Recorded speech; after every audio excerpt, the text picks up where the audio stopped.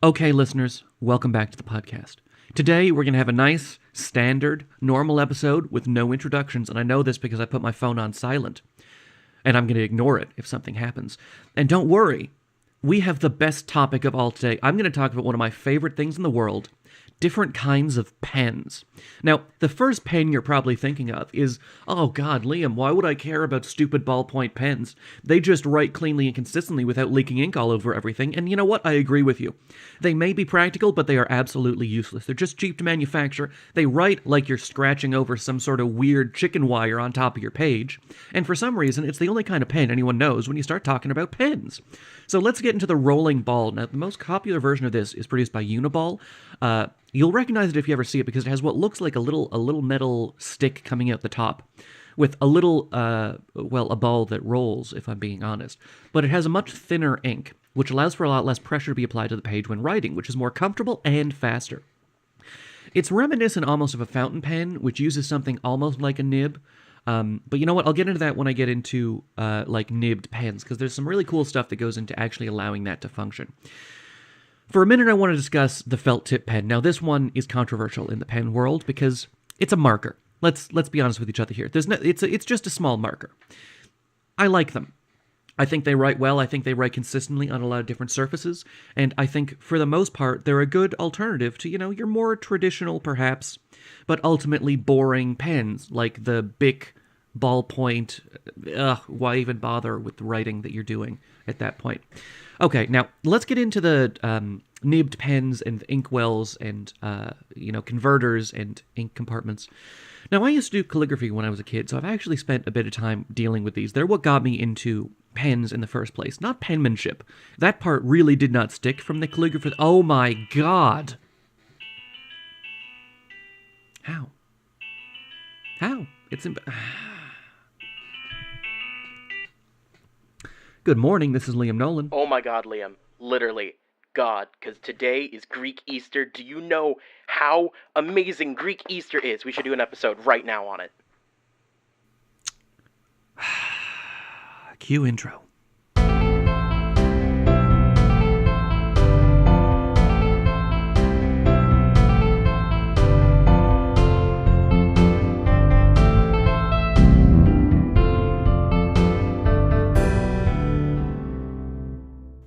Okay, and welcome to the show. My name is Liam Nolan, and this is, I suppose, technically my co-host, Matthew Bildenberg or something. That's right. So Liam. what Greek Easter? It's just Easter, isn't it? Except with more potatoes? Okay, no. American Easter is boring because you have egg hunts. You have to go around, find the eggs, and, that's good if you're a kid. But, dude, you will not believe this. So this is the most badass Easter event you can have. So you get some eggs, you do the thing, you hard boil them, you coat the egg in fanciful colors.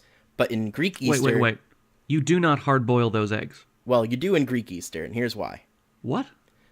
I mean, technically you don't have to, but my family does. So you hard boil the egg, you paint it a certain color, but it's always red in Greek Easter if you want to do it right.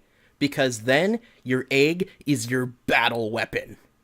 And so what you do is you line up in a single elimination bracket, and you smash the tips of the eggs together, yours against somebody else's. If your egg cracks, you're out of the game. If yours doesn't, you move on to the next round, and the person who has the final egg that didn't crack at the end wins Easter. Oh, so it's like Festival Conquers. Exactly. But it's... I didn't know you had that down here. Cool. Yeah. You don't put them on a string, though, do you? You just, push them together? Right. No, you just, smash your egg into the other person's. Huh. Well, I guess both at the same velocity in opposite directions. But anyway, this brings me on to my other segment, that other Greek events are also really awesome. Because I live near Tarpon Springs. We both do. It's about hour away from both of us each. It's the Greeks Florida center of Florida. Yeah, The Greek Florida center of Florida. TM. Great. And so we also have this thing called Epiphany, which is an awesome name for a day and an event. So what you do is you have a giant lake. You throw a cross that's metal, so it sinks to the bottom, into the middle of the lake, And then you just get pretty much every teenage boy in the town is just like, whoever gets that cross from the bottom of the lake wins. And so they all jump in and they're just all like scrambling over each other. And, you know, it's like a 20-foot like swim down. And so somebody finally, and it's like muddy at the bottom, someone finally finds the cross, they hold it up, and they're just like, yes, this person has been chosen by God. And it's just like such a great event. You know, I actually watched that in geometry class. My geometry teacher was really Greek. And one day, she stopped teaching and went, okay, class, we're going to watch Epiphany. And I thought it was a movie at first. And it was weird without the context of what was going on. I was just ready for math. And then there were these, like, screaming boys in a lake on the news for some reason. It was a situation. Oh, actually, you know what? That reminds me. So one of my ethics bowl teammates sent me, I guess an image would be the best way to, it's sort of a problem. You know, I'll explain. So he sent me this picture and it says 3 children are fighting over a flute. Who do you give it to? And then you have child A, and child A says, I should get the flute as I'm the only one here who can play it. And after all, the point of the flute is to make music. The other 2 can't play, so why should they have it? Child B says, I made the flute. I provide the materials for it. I spent time and effort producing it. It is the fruit of my labor. How could you possibly take it from me and give it to someone else? And then child C says, of the 3 of us I am the poorest. I have nothing in this world, though I do not play the flute, and I did not make it. You should give me the flute, because then you would have improved my lot in life immeasurably. Now, it appears to be from the Lee Kuan Yew School of Public Policy. Which has me concerned because I think this is appealing to 3 really specific ethical philosophies, only one of which actually makes sense. But where do you land on this, having just heard the introduction? Okay, so I would definitely say it should go to child B because he's the one that made the flute. It's his. And unless he was commissioned to do it, but it's the way that you set up the problem, it seems like he just had some spare time and it's like, I'm going to get some wood, I'm going to carve it out, I'm going to make a flute. And then it's his. You can't give it to somebody else if it's going to be, like, you know, better for them. What if you're a good utilitarian? There's a lot of... Well, are we talking act or rule utilitarianism?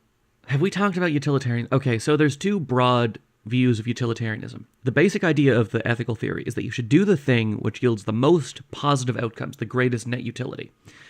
One version of this requires that you always choose the action with the highest net utility in that situation.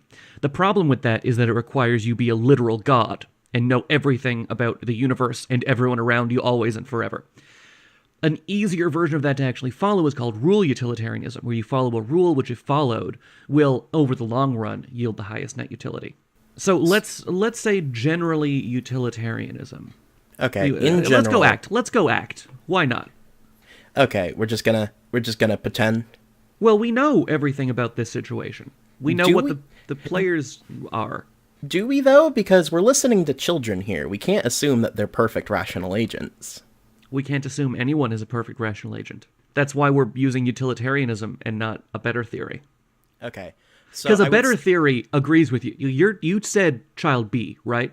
And there's a really good natural rights argument that child B should be the one who has it. She has a positive right to the flute, which she made as it's her own. It is her product. It's her possession. You can't take people's things away from them without a really, really good reason under natural rights. Right. Like, okay, if we're supposing that these are the only 3 children in existence, yeah, probably give it to the one who can play or the one who doesn't own anything? If it couldn't go to child B, I would say give it to child A, because it'll provide more utility for him because he knows how to play it. Okay, let's talk about social contract for a second. So, and I think it's called the principle of least... It's not the principle of least harm. Oh, there is a rule under social contract theory that says if you can't come up with a just solution to a problem, in this case we can't give all 3 children a flute, you should defer to the person who is the least advantaged. So, like, say, Bentham would probably argue that you should give it to child C, as he's the least advantaged. Yeah, but under this model, anything anyone produces is going to go to child C. only until he's no longer the least, not forever. Once he is the eternal god emperor of the universe, Child C is not the most disadvantaged anymore.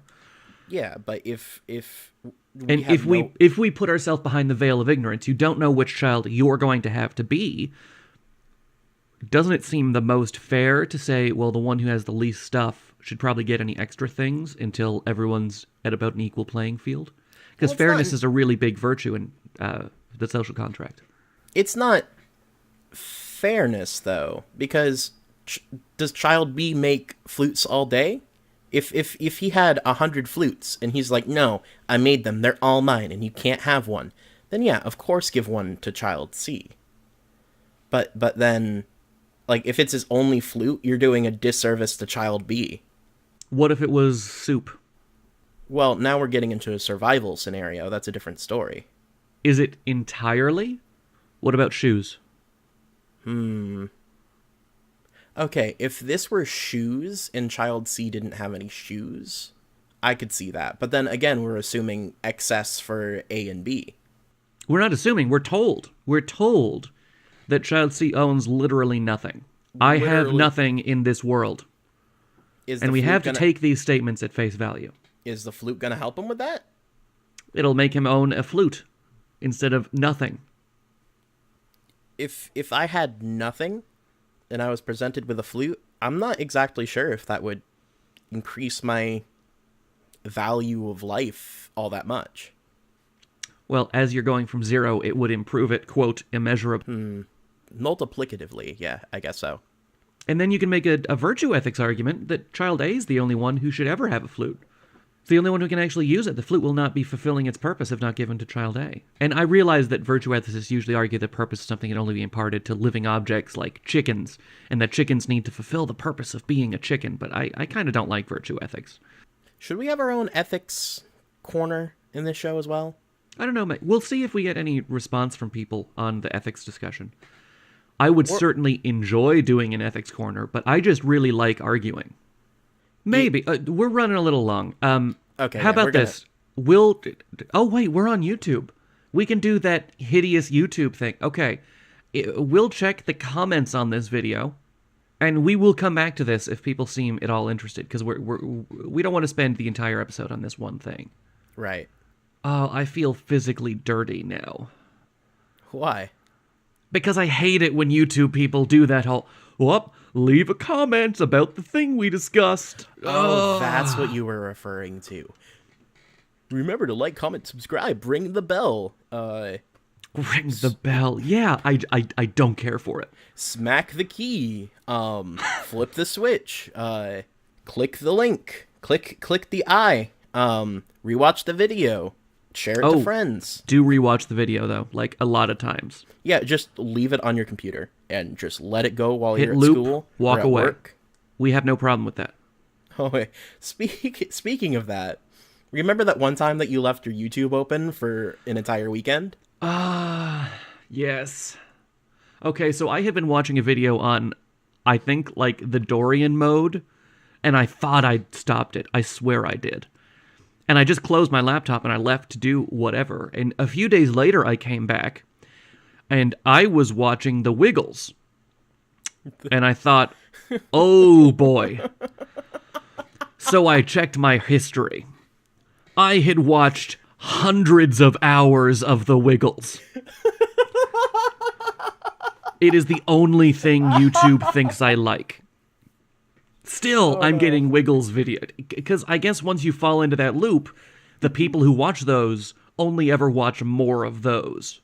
So the suggested video is always another 10-second clip of the Wiggles. Because I'm sure there's a lot of parents that sit their children down in front of the YouTube and it's like, hey, here's the Wiggles, fruit salad, yummy, yummy, go. Yeah, you need to watch out for that, guys. Just open your laptop now and then. Make sure you're not watching 300 hours consecutively of Dora the Explorer. And then you get into the weird side of YouTube where you have the computer-generated children's shows. We should leave a link to that whole thing. Because we won't do it justice. It's Folding Ideas did an amazing episode on the weird children's side of YouTube. And yeah, we're going to leave it in the link. It's incredible. Okay, pet peeves time.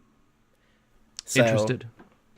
So here's one of my pet peeves that I noticed, and I can't believe this hasn't been fixed, and it seems to be a feature in most things that I use.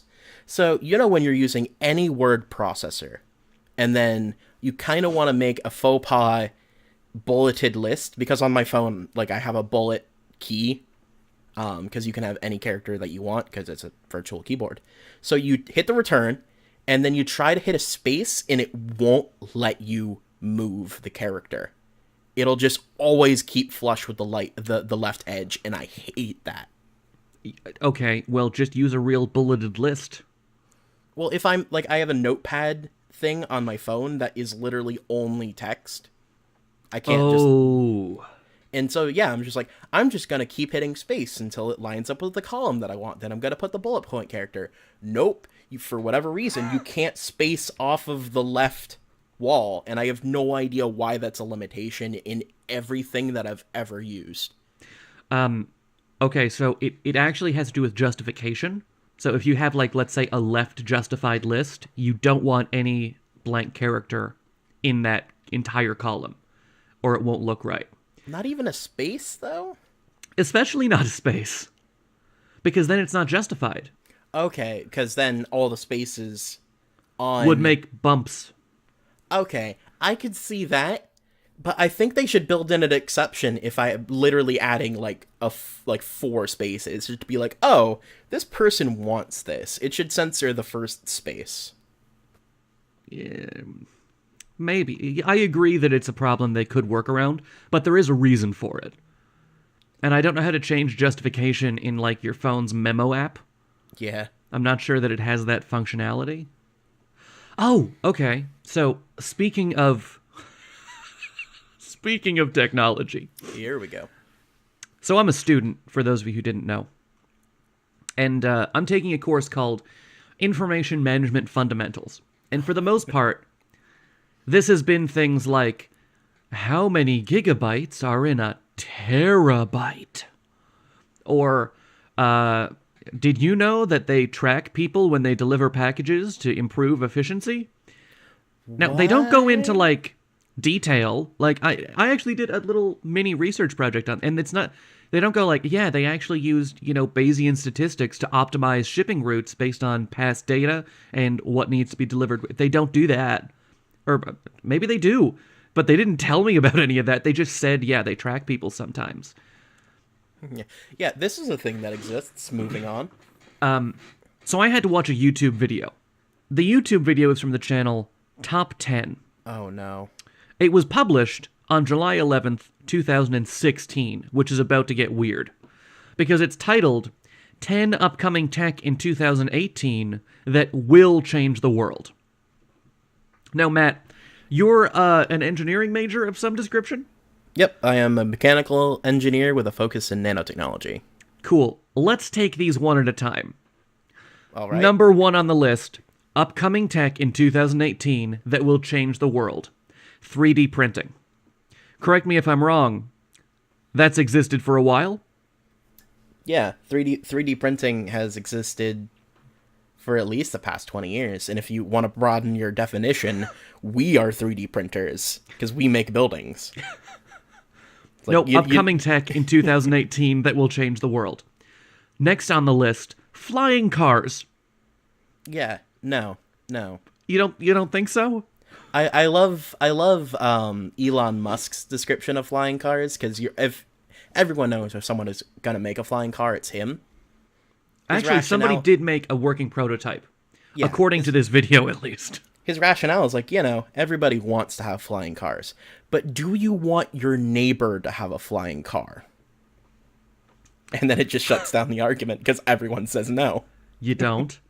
Then we had Neuro Hacking, which we actually have done for a while with cochlear implants. Mm-hmm. Still not upcoming tech. Invisibility. Invisibility was the next thing in this list I watched on my college information management course. So like radar invisibility or no, sonar? Optical invisibility. Just cloak of invisibility, nat 20. They actually showed a picture from Harry Potter, helpfully. Oh no. And there was one thing, you can set up lenses in such a way that you will bend light around a little area and you can put something there and you won't be able to see it. But that's so vastly different from a cloak of invisibility that I don't even know how to address this argument. It's like, haha, I have 4 mirrors, and I'm going to stand in the middle. You can't see me. Invisible. Exactly. Wow. Yeah.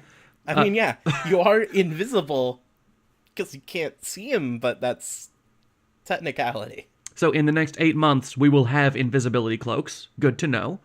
Next, screenless displays, which is when they project the light straight into your retina, which sounds like a challenge. They are actually working on that. I don't know if we're going to get it this year, and I think it's kind of a gimmick anyway. Well, what if I moved, though? I mean, you would need some real impressive tracking technology to know that, to keep track not only of my eye and the angle that my eye is looking, but my head. There is actually something really interesting that I read. Oh. Eye tracking has gotten extremely advanced. Has it? And one of my favorite examples of this is they had people sit down in front of a computer and read, just a book or like a wall of text or anything on the screen. And wherever the eye was looking at, the words were what they were supposed to be, but everything around that was complete gibberish. And they were that's able cool. and they were able to keep it to where the participants never even noticed that the text was changing. That is cool. And that's a limit of, or like that shows how good the technology is, and also how horrible our perception is, and how good we think it is. Yeah, no, we should do an episode on that. That would make a good episode. Like just entirely perception. Yeah, how terrible human eyes are even would be. You could fill hours. Oh, okay, so after screenless displays, holographic displays. Helpfully, they again showed a screen cap from Iron Man. And explained that there would be it would just refract off of itself into a perfect hologram. Holographic displays. I imagine it was like that. Kind of. Except he had a really thick accent. And then trains. Have you heard of trains? Trains? Like Thomas the Tank Engine train? Or like trolley problem train. Technically, the bullet train, the one they've had in Japan for a really long time. Oh, like maglev. Upcoming tech in 2018 that will change the world. The train. Trains. Yeah. And then, now I'm going to go through this real quick because I can't stress enough what's happening here. So we had 3D printing, flying cars, Neuro Hacking, invisibility, screenless and holographic displays, trains, autonomous self-healing robots. like What? Like regeneration self-healing robot? No, they will be able to go out into the environment and find pieces to fix themselves. And also, they'll have general-purpose artificial intelligence within 8 months. Totally plausible. And then it had, robots watering your plants. A bunch of stuff from the film I, Robot. I think this YouTube video got a lot of its ideas from having watched some movies one time. They're just all mainstream movies, too. Yeah, Iron Man, I, Robot, any documentary about Japan existing. That reminds me, Eliezer Yudkowsky wrote an essay about an argument he was having one time about whether when our machine overlords arrived, it would be more like Terminator or more like The Matrix. And then he realized, wait, those are movies. Why am I making predictions based on a movie I saw one time about what computers will be like? That is not evidence. A lot of people do judgments, Liam. You saw that top 10 video. I did. I can't... This was from an accredited college, guys. Like a real one. This is a bachelor's level course. Autonomous, self-healing robots. What? My favorite top 10 video it was kind of like a parody. And it was the top 10 numbers, 1 through 10. It's like, at number 10, number 7, at number 9, number 4. And number 8, you remember number 10 because that's going to be important because number 10 was number 7 and because number 7 is number 6. All right, that is pretty good. Oh, right. That reminds me. Okay, so what was I on? Was I on felt tip pens, or had I gotten into... No, okay, so let me tell you about the inkwell. The inkwell is an incredibly valuable commodity when you consider the price of printer ink. Printer ink literally costs more than gold. For no reason at all. It isn't magic, people. It's literally just ink that goes on a page. Half the time it doesn't even use toner anymore. And toner, by the way, has been